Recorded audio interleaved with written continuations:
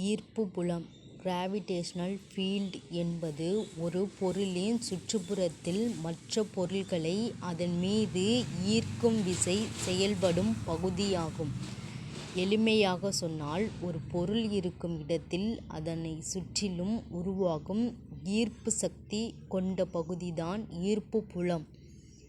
Gravitational field என்பது ஒரு பொருளின் சுற்றுப்புறத்தில் மற்ற பொருள்களை அதன் மீது ஈர்க்கும் விசை செயல்படும் பகுதிதான் ஈர்ப்பு புலம் எனப்படும். உதாரணத்துக்கு புகைப்படம் கொடுத்துருக்கோம். மரத்தில் இருந்து பழம் கீழே விழுவது கிராவிட்டி ஈர்ப்பு விசை காரணமாகும். பூமியின் ஈர்ப்பு புலம் அந்த பழத்தை தன்னிடம் இழுக்கின்றது. மற்றொரு உதாரணங்கள்: செயற்கைக்கோள் சுழற்சி, ஆர்டிபிஷியல் சேட்டிலைட் பூமியை சுற்றி சுழல்வதற்கு காரணம் பூமியின் ஈர்ப்பு புலம். மழைத்துளிகள் கீழே விழுவது, மேகத்திலிருந்து மழைத்துளிகள் பூமிக்கு திரும்புவது ஈர்ப்பு புலத்தினால்.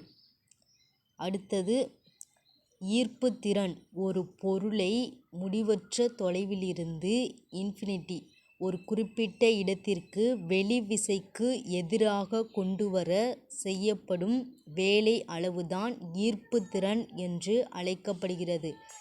அதாவது ஒரு இடத்தில் உள்ள ஈர்ப்பு புலத்தின் ஆற்றல் நிலை என்பதே ஈர்ப்பு திறன்.